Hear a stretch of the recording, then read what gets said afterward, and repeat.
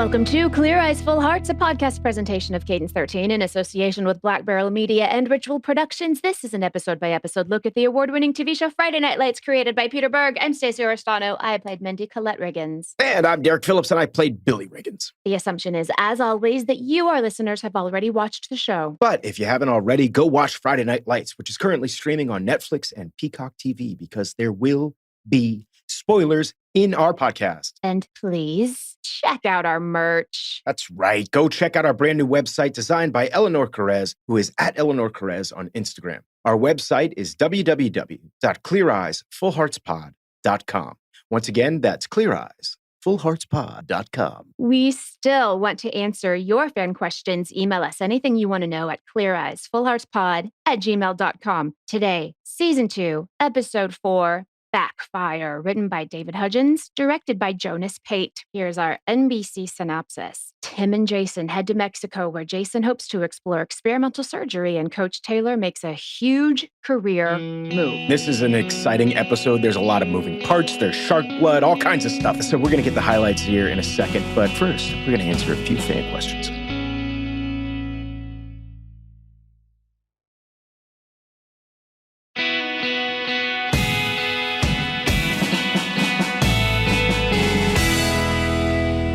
Our first question comes from Evan Bishop, and it's a tough one. Evan is a young theater student, and he asks, what is personally the best example of acting from the show, whether from your character or someone else's? Oh, God. That's a tough one, Evan. Stacey, do you want to take it? I'm happy to field this question. One of my faves, the first thing I think about is Zach Gilford doing the episode The Son, where his father dies and we're at his memorial. That one sticks out to me. It's definitely a top of like all of the tops. There's so many. That's one that definitely sticks out to me. There's that scene that he has in the shower. He's in the bathtub, literally broken down, and he's got water running on him or something like that. And he says, why doesn't anybody love me, or something like that. And it's this just heartbreaking moment. But there's so many. I mean, there's so many great moments with Jesse Plemons and Adrian Palicki in this season. There's a great one in season 3 where Annie is basically reading her essay to get into college. Yes. In a hotel room. And I believe it's her and Jesse Plemons reading this thing, and it just is a beautifully written scene and beautifully acted scene. It's hard for me, I'm going to be honest with you guys, it's hard for me to pick out moments on this show where I go, oh, that moment of acting or this moment of acting, because there are so many. I know that sounds kind of cliche, but I remember as an actor getting scripts on this show and being like, dude, I've got this amazing moment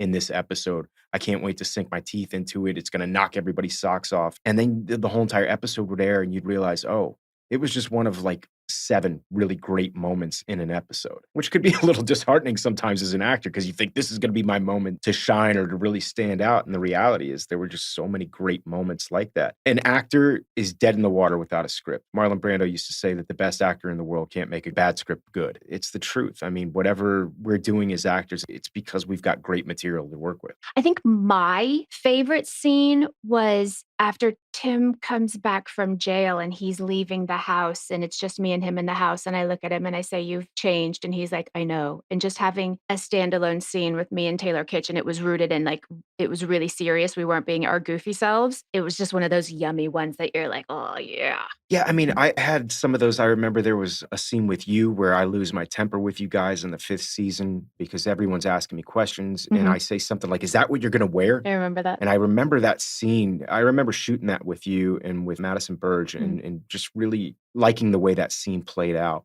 But there's so many moments on this show. There's that moment with Tim when he goes off to prison in season 5. There's the grilled cheese sandwich in season 1. And then there's great scenes that I got to have that are more comedic and lighthearted with Matt Lauria in season 5, where I'm training him as a football player. Oh gosh, we didn't even get into like Angela, who played Michael B. Jordan's mom, and all her stuff. Like we could talk, this could be the entire podcast. We talk about this for an hour. And the scenes with Cress Williams in season 5 with Michael B. So yummy. There's a great one with Matt Lauria and Connie Britton in the first episode of season 4, I guess, whenever they come in. And he breaks down crying because he doesn't want to be kicked off the Dillon Panthers and have to go to East Dillon. I don't know that scene. It's a great scene, and Matt Lauria just crushes it. But there's so many great moments on this show. Just watching Taylor Kitsch do all the comedic stuff that he does on the show. And just, I mean, you guys have heard me sing Kyle Chandler and Connie Britton's praises since day one on this show, just because of the level of naturalism. There's also a humor that's underneath a lot of these scenes with Connie and Kyle. It's never like a knockdown, drag out fight. And it's just such a wonderful choice by the actors to not make it the end of the world. It's two people that love each other having an argument. And it's, I love you. I want to kill you, but I love you, and there's a lot of that going on. That's a great question, Evan. Oof, it's a toughie. When I watch the show, it's not so much about finding like the best moment as an actor, because acting is a subjective thing and it is an art form. But I think what the thing is to try to find those moments where you're finding naturalism and realism. And I think that that's the objective as an actor, is to hold a mirror up to nature. So look for those moments that are real. Look for those moments that strike a chord with you as being realistic. And I think that should be the thing that we're striving towards as actors. So good luck in your pursuits, buddy. I love that already so far you've quoted Marlon Brando and Shakespeare. We're on a roll today. Second question is coming from Joseph in Spring, Texas, who says, Derek, you mentioned playing a person charged of child abuse. And Stacey, you mentioned playing an exotic dancer on multiple occasions. It's true. I've played one more than once. Have either of you ever had to make that decision in your careers to pass on a role because you feared it would typecast you or make you remembered in a negative light? Look, if the script is good and I think that the material is good, then I'm all for it. I would never pass up a role just because the character is unlikable or whatever. Now, there's stuff that I've passed up on because I think morally it doesn't fall in line with what I believe or what I feel, or there's stuff that I pass up on all the time because I just don't like the material. There's stuff that I pass up on, commercials and stuff like that, even on this podcast, that kind of go against my views politically and morally. And Stacey and I both have things like that because we have a right to turn down those things. And then there's stupid stuff like I got offered a part in a movie one time and my character's supposed to be crapped out the back end of a spider. I was like, this is just stupid. And I'm not doing it. I mean, it was a lot of money. And I was like, yeah, I'm not doing that. Yeah, it was stupid. I would have said yes to that. I know you would have loved to have seen that. But yeah, I mean, there's stuff that we pass up on all the time. If it doesn't speak to me, I don't want to sit in a place of being unhappy in that place for 6 months. Listen, if this was 15 years ago and I was starting out, I said yes to everything. And I made mistakes in saying yes to stuff that looking back and I'm like, nope, I shouldn't have done that. But I wanted to work and I was really hungry. And now I'm in a bit of a place where I'm going to do work I want to do with people I want to work with. It's like a little more discerning, but never because of what a person does. Or I'm not afraid to be typecast anymore because like you said before, if I'm getting typecast, I'm getting cast. And I mean, I think that that's our jobs as actors, is to play all these different types of characters, but I don't want to do stuff that's exploitative or stuff that, as I said, doesn't align with who I am as a person morally. I've played plenty of characters that are morally objectionable. I don't have a problem with that. But if I'm playing someone that's morally objectionable and we're celebrating that, that would be something that I would have a problem with. You guys, I'm sorry. I cannot get the picture of Derek Phillips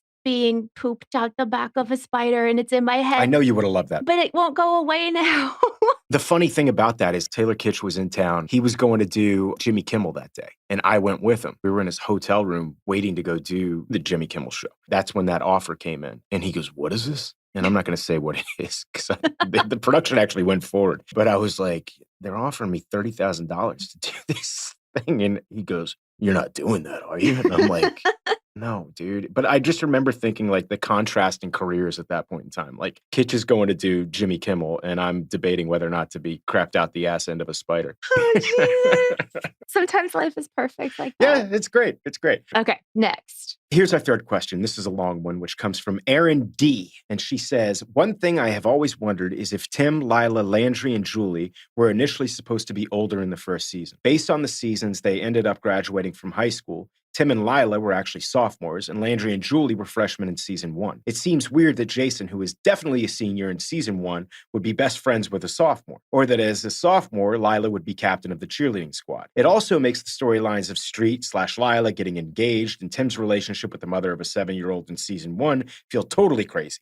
Landry is driving in episode 1 of season 1, which a freshman would not be old enough to do. And I think there's even a season 1 episode where Tammy says our daughter is a sophomore. And she goes on to say, my guess is that as the show kept getting renewed, these characters were changed to be younger so they could stay on the show longer. Wanted to check if you had any insight on this, or if this was something they ever talked about. This is something that they actually did talk about. I know from the beginning of this show, Peter Berg was very adamant about the fact that this was not going to be Saved by the Bell, the college years. Mm-hmm. There was going to come a point where these characters were going to graduate from high school. They were going to go move on with their lives. They weren't going to be stuck in Dillon, Texas forever. But with that, there is also some artistic leeway that is taken here, some suspension of disbelief disbelief. I said this to Stacey because this is Stacey's first run through on the show of watching it from beginning to end. You kind of have to suspend some disbelief because all those things that you brought up are 100% true. There's even a moment in this episode where Julie's driving a car and she's learning how to drive, but we've already established that Julie can drive in the first Yeah, season. she drove to the store for the barbecue. So there's a lot of moments like that in this show. As a fan of this show and also as a cast member of this show, there's a part of me that goes, you just kind of got to let some of that stuff slide out the window. I mean, there's a moment in this episode where Lila is driving the car and she's leaving the correctional facility. And if you look in the background, you can see police squad cars stopping traffic. I mean, when you're shooting on a TV show or a movie set and you're shooting on real roads, you have to have police stop traffic. And in this episode, you can see that there's a police car in the background stopping traffic while there's traffic behind it so that Lila can pull out onto a closed street. I did not notice that. There's going to be a lot of moments like that in this show. There's going to be times in this show where you'll see lighting equipment, where you'll actually see camera operators. Sometimes we'll point that stuff out for you guys. I think in a perfect world, if the writers had an opportunity to go back and know exactly where they were going with some of these storylines, they probably would have changed some of that stuff. Because, I mean, I would say that Tim is probably a junior or a senior at minimum at the start of the show, but meanwhile, he sticks around for another 3 years. He doesn't graduate until season 3. Well, that one, if we're thinking about it, makes a little bit of sense. Maybe he just got held back. That boy just doesn't go to school. It's definitely possible that he and Street started school at the same time and didn't finish at the same time. Absolutely. So, I get where you're coming from. I think that's a good question, Aaron. And I think if you're sticking hard and fast to the rules of logic, it would drive you nuts watching this show because the characters do kind of bounce back age-wise. But one thing that is kind of crazy when you think about it is that this is one of the first shows that deals with high school kids where there is a point where they graduate, where they leave, where there are new characters brought in. As I said, this isn't 90210 Peach Pit After Dark. This isn't Saved by the Bell, the college years. They do graduate and they do move on with their lives. I hope that helps. Thank you guys so much for these questions. What are you laughing about? What's so funny? I don't know everything. My references to the Peach Pit After Dark, you think that's funny? I do love the Peach Pit After Dark. Yeah, well, I'm a little bit older than you. I know about these things. Okay, let's start the rewatch. Let's do it.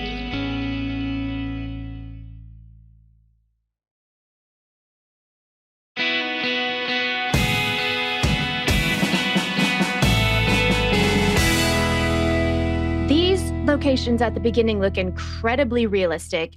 Do you know if they actually shot in Mexico? Believe it or not, Stacey, I actually do know the answer to this question. And the reality is I did not know the answer to this question, and I had to talk to Taylor right before we recorded this. I didn't know because I'd written myself off all these episodes because I had the wonderful idea of creating this storyline with Jackie, the next door neighbor. So I had no clue. But I talked to Kitch, and Kitch told me that they shot all the Mexico stuff in South Padre Island in Texas, which for those of you who aren't from Texas, South Padre is like the spring break capital of Texas. I feel like I missed out on it when I was in college, but that's where all the college kids and high school kids go during spring break. This is their own little spring break in the middle of the week. Kids get back in school. I'm taking umbrage again with Buddy Garrity. How the heck is Buddy Garrity in charge of firing the head coach? He somehow has authorization to give him a severance package, and there seems to be nobody from the actual school involved in this. I don't know that I'm positive about how this works, but I have a good idea of how this works. Buddy Garrity is the head booster in town, which means he and other boosters have massively deep pockets, and they have total influence over Dylan's athletic director. So if Buddy and the other boosters want you gone, you're gone. It's just that simple. It's kind of the same way, unfortunately, that campaign contributors have control over politicians. I give you $1 million to better your school and to make sure that your school has all the facilities it needs. I also get to tell you which coach I want. I get that and I agree with you. I just find it so weird that it's Buddy that actually fires him. And then Buddy telling Coach Taylor to come back. And where are the principals or the school board and the people that hire and fire for the school? Where are these people? There was another person in the room when Buddy Garrity let this guy go. I mean, we've never established that Dylan has an athletic director. So there's a very good chance that that person was the athletic director or potentially the principal of Dylan High. I don't think we've ever established who the principal at Dylan is. I mean, I know in later seasons, we definitely established who the principal is at East Dylan, but I don't know that we ever established who the principal is at Dylan. So yes, I mean, technically this would be something that a principal would do, but it would be coming from the boosters, 100%. And that's not BS. I mean, that stuff happens in college football all the I time. do kind of think this, I'm using air quotations, guys, this severance package is actually just Buddy handing him like a pile of his own cash, like not from the school. Definitely could be.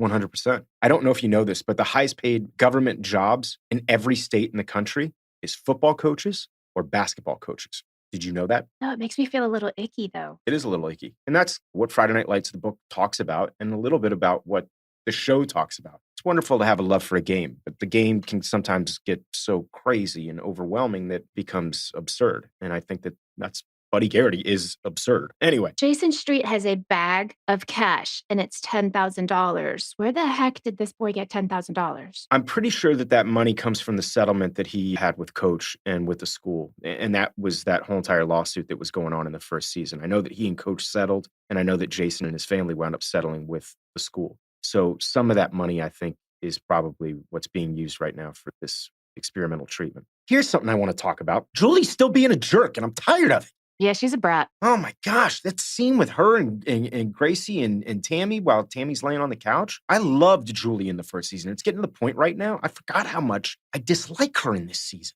Buddy better hurry up and get Coach back and get his coup taken care of, because I can't take much more of this attitude from Julie. No, I agree. I need something redeeming to happen. I want to make sure we're saying this the right way. It's Julie that we're upset with. Amy Teagarden is doing such a good job with the material that's given to her. And the reason we don't like her is because Amy is doing such a good job with it. But like, oh, 100%. Julie. She's doing her job as an actress. I get a lot of that myself, because Billy is not the most liked character on Friday Night Lights. I have people constantly coming up to me like, it's your fault that Tim went to prison. And I'm like, I didn't it's Billy. Billy's a jackass. Don't blame me. I've never stolen Sorry. copper wire in my life Sorry. that we know of. But yeah, so as I was saying, like, we need Coach back in town. And then next thing we know, Buddy Garrity's calling him pregame, or actually, I think it might be in the middle of a game. He gets the hotline to the offensive coordinator's booth, and he's calling Coach and says, the Eagle has landed. Eagles landed. Hey, Eric, the Eagle has landed. And just like that, it looks like Coach is officially done at TMU. He puts in his notice, and the head coach at TMU is like, how about you just go now? Yep, don't need your notice. I made that mistake one time. Oh, this is terrible. I was waiting tables in New York, starving. And this job, I was making no money doing it. And I went into the boss and I was like, hey, I'm going to put my 2 weeks in. And he goes, 2 weeks? Why don't you go ahead and leave now? And I was like, no, I need this job for the next 2 weeks. And he's like, no. Nope. Get the hell out of here. And I remember it was freezing cold. I had no money. I'd lost my glove. I had 2 gloves, but I was missing a glove. And I was calling my dad from a payphone on like 44th Street in Manhattan, just bawling. It was like 10 degrees outside. I'm like, I don't know what I'm going to do. I don't have a job and I'm missing a glove. And it was terrible. Coach made the ultimate mistake here of quitting one job before he's positive he's got another. Let that be a lesson. Sidebar, I'm going to tell you my work story. Yes. I didn't quit. I didn't give 2 weeks notice, but I was working at a coffee shop and it had just opened up. And my boss, the owner of the coffee shop, the day before paid me in cash out of the till $200, which was my 2 weeks of working. The next day I went to open up and she was there. I was like, oh my gosh, why are you here? And she goes, hand in your shirt. And I was like, what are you talking about? She goes, hand in your shirt, you're fired. I was like, why am I fired? She goes, there's $200 missing from the till. And I was like, you mean the $200 you paid me yesterday because we haven't signed like I-9s yet? And she goes, I don't know. All I know is it's missing. Give me your shirt. And I was like, if I give you my shirt, I will be naked. So I will come back later with my shirt. And I left. And I was like, what just happened? And I cried. I've never been fired in my life. But yeah, she fired me. Wow. That is shady. It was very weird. It went out of business like a month later. So, hey, joke's on her. Yeah,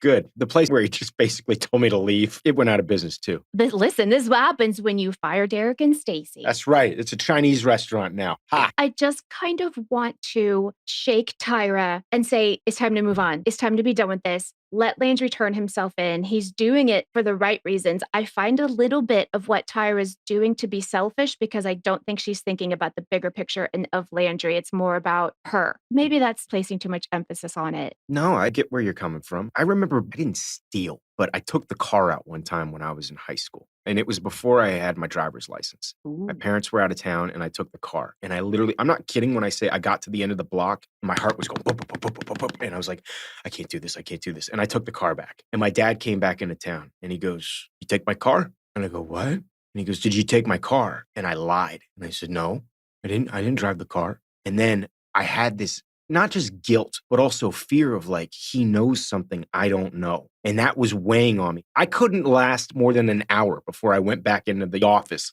in our house. And I said, Dad, I took the car. I literally just went down to the end of the block. I got scared and I brought it back. And he's like, all right.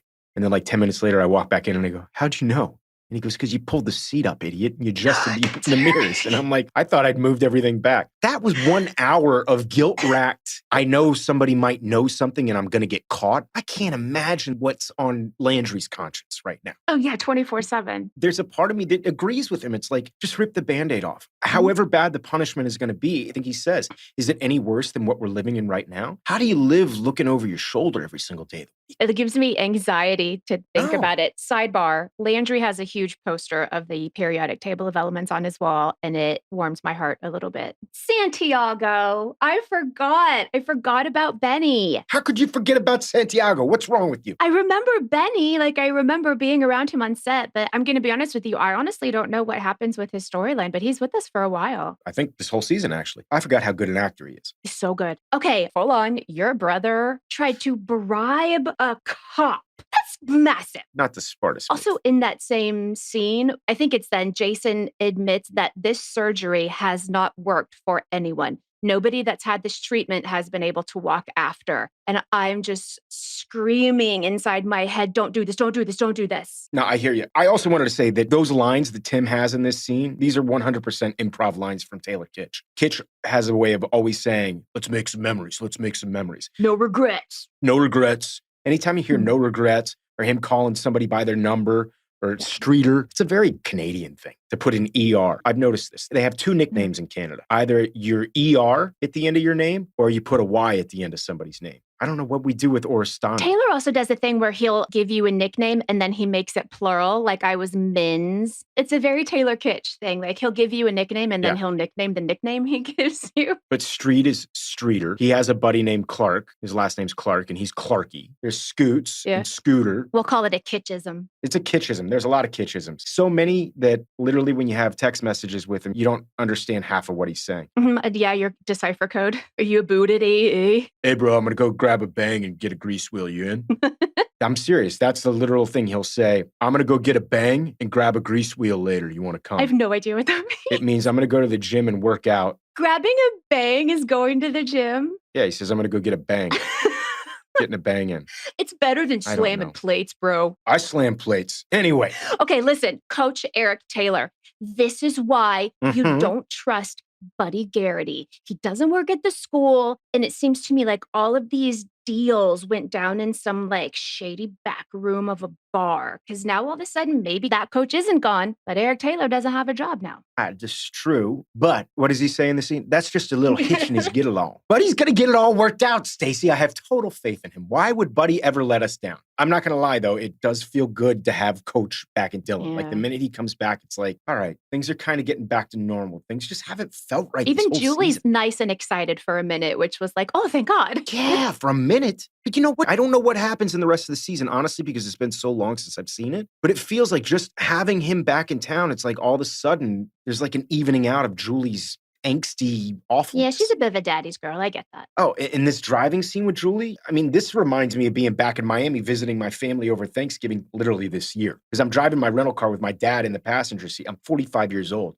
And he's still giving me directions and telling me to check my mirrors every 5 seconds. I'm 45 years old. In your parents' eyes, you are always the baby. It doesn't matter. It was my rental car. It wasn't his car. Doesn't matter. I remember all of these scenes with Julie driving, either with Tammy or with Eric, gave me PTSD to learning how to drive. My stepfather brought me to an open parking lot, and there was a giant glass of water filled to the very brim, and he put the glass of water on the dashboard, and I had to do donuts in the parking lot, and I wasn't allowed to spill a drop. And I, of course, did and cried, and I couldn't figure out like what I was doing wrong. But me learning to drive involved a lot of yelling and a lot of tears. So I was super undersized. I was like 4'11" when I was 15. I don't think I was over 5 feet until I turned like 15 years old. Late bloomer, big time. So yeah, I mean, I could barely touch the pedals.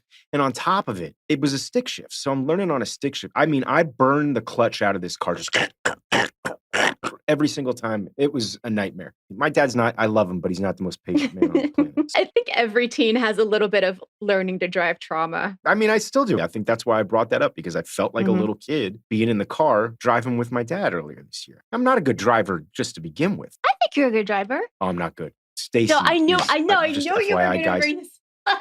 she is the slowest driver on the planet. She drives like 5 miles an hour and just blaring musical theater in the car. It's nightmarish. Yells at me every time we're in the car. I think we've talked about this before, but I'm going to say it again. When I am by myself, I am a speed demon. But the minute I have an actual other person in the car, I freak out because essentially your life is in my hands. And so I am extra cautious. Just so that is me loving you and I don't want to hurt you. But also you guys, Derek does yell at me when I drive. Oh, I totally do. She drives so slow. It's brutal.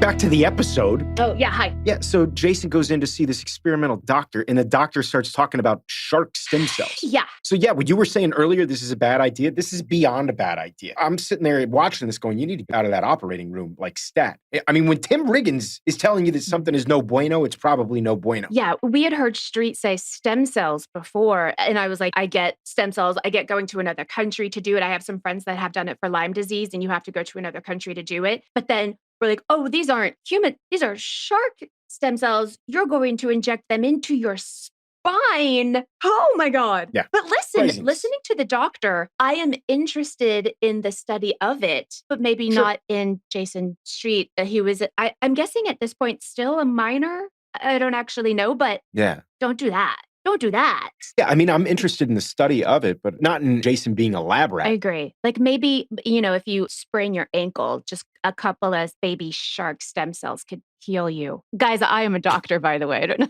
if I've said this before. I played one time. It's close enough. Okay. My stripper lawn mowing business. I had completely forgotten about this. I honestly 100% don't remember filming this scene. It was a shock to me to see my face.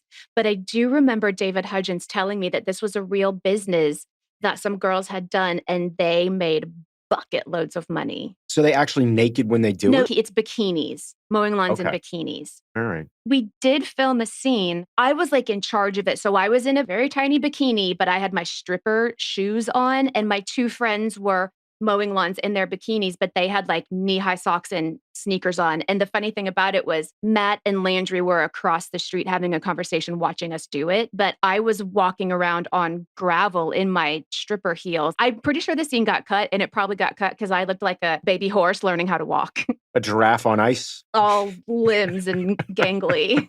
I wish I could have seen that. It's not my favorite day of work. I like clothes. I'd love to watch you walk on gravel. You could watch me get crapped out of the butt end of a spider. Done. Deal. So, I mean, I've never heard of a stripper lawn mowing service. I know that there's like a stripper maid service. Yeah, there's a big one in LA. They're everywhere. Do you know that if you do hire them, there's an actual cleaning crew that comes to clean your house, and then one girl sort of just with a feather duster goes around topless is how those work. Again, makes me very uncomfortable.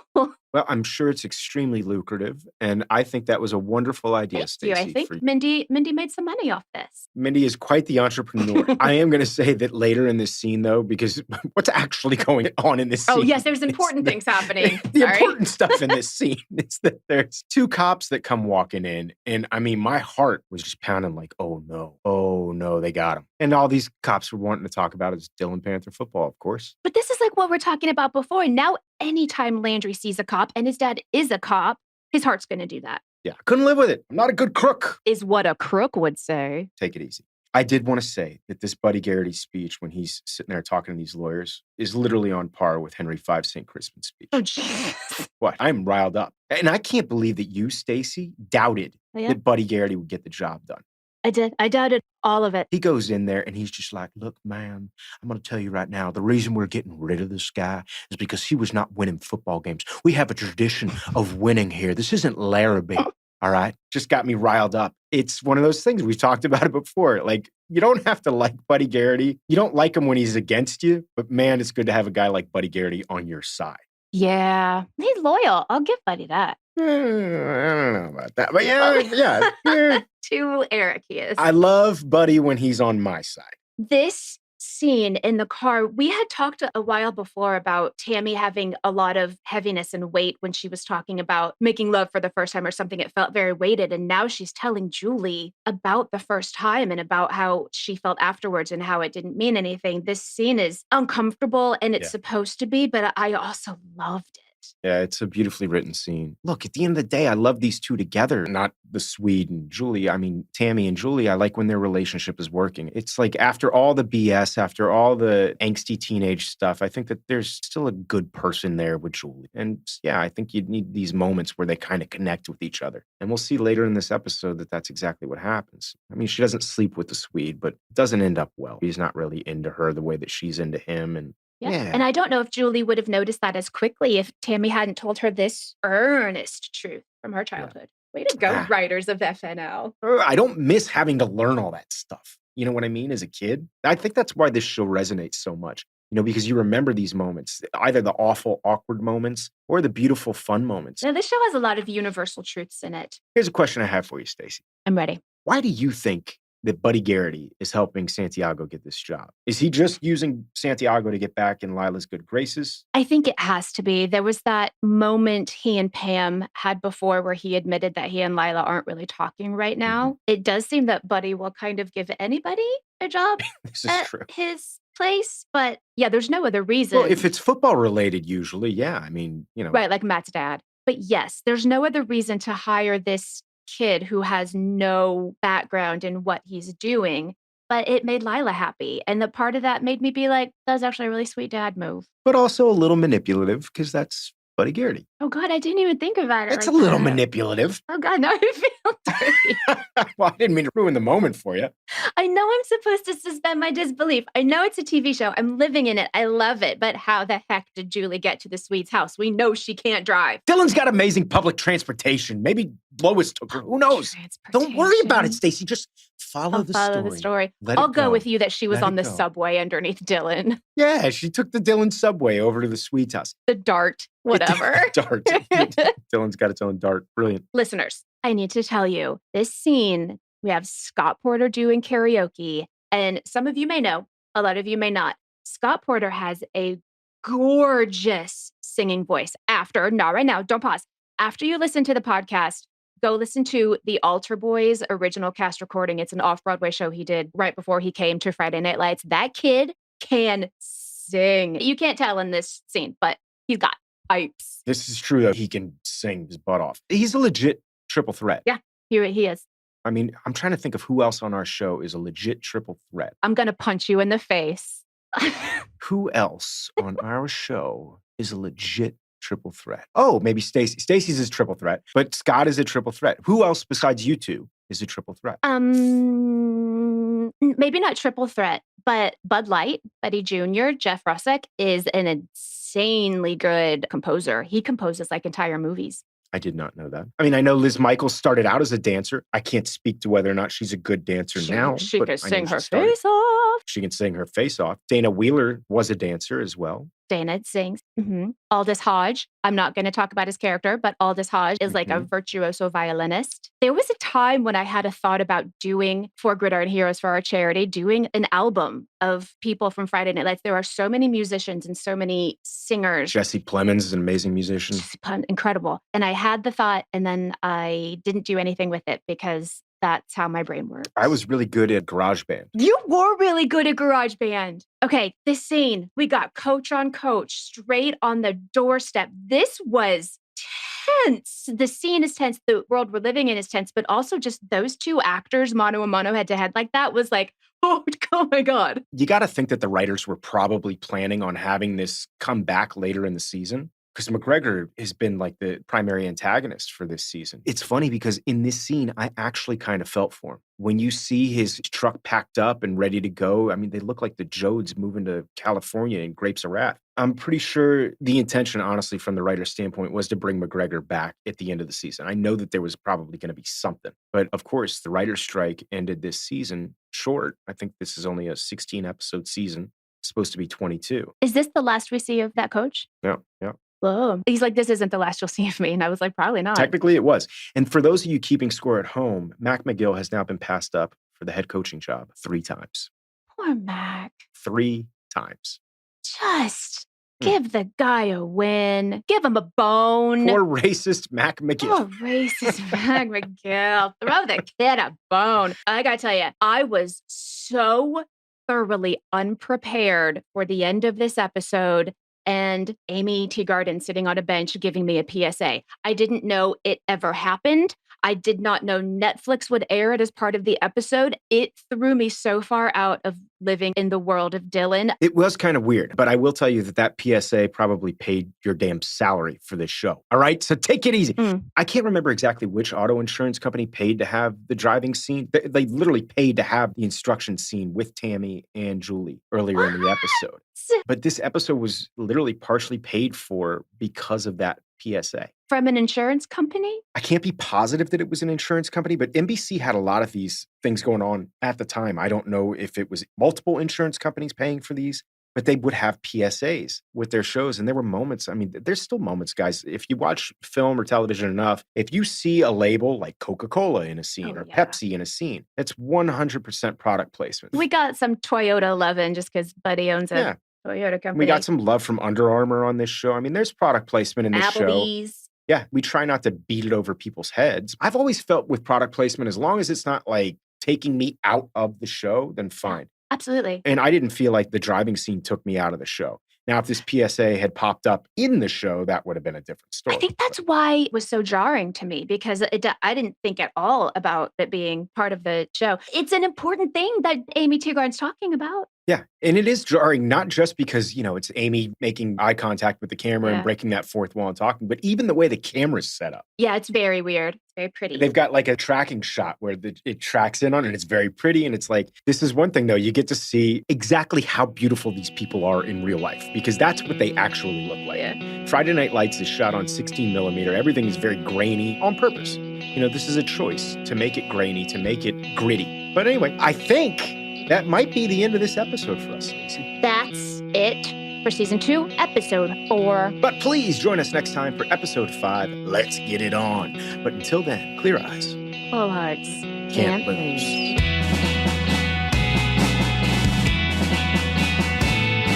Clear Eyes, Full Hearts is a podcast presentation of Cadence 13 in association with Black Barrel Media and Ritual Productions. Executive producers are Stacey Oristano and Derek Phillips, Chris and Mandy Wimmer for Black Barrel Media, and Steve Walters for Ritual Productions. Our producer is Miranda Parham. Send your questions to cleareyesfullheartspod@gmail.com. Find us on social media. I'm Stacey Oristano on Twitter and Instagram. And I'm at Derek Phillips on Twitter and _ Derek Phillips on Instagram. And check out our websites, cleareyesfullheartspod.com, cadence13.com, and blackbarrelmedia.com. Thank you guys for listening, and we'll see you next week.